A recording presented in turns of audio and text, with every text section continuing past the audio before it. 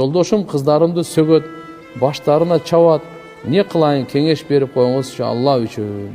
Алла. Иманды жашоонун кесепети ушул да. Акчалары болсо керек, машиналары болсо керек, үйү, бала, буюмдары бар, бирок үйдө кандай? Ушу жашоо ушул. Кыздарын урган, астагфирулла. Не деген залым бул Алла берген немат.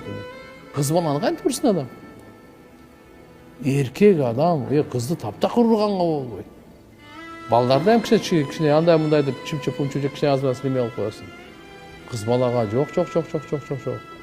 Кыз балага энеси кичине чымчы уруп койсоң, атасы вообще кол көтөрбөсүн айтып койгон. Вообще болбойт буга.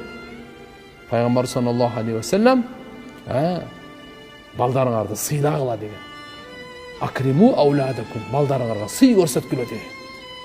Пайгамбарыбыз ошо кызы Фатима эне келгенде ордунан тура калып учурашат эле.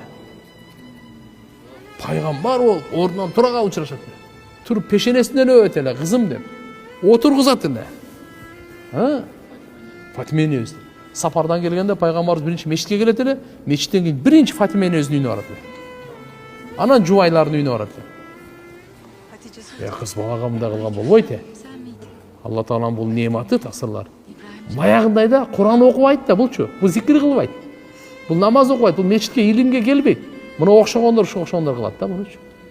Кичине мындай чөйрөгө келсе жүрөгү жумшай беле дейсиң да. Даватка чыгып кичине жүрөгүңдү жумшартпайсыңбы? Өлүк жууп, бала чакаңа маша Алла деп, я Алла, Алла Таалам ушуну берди, мен белимен чыккан кыздар ушулар деп.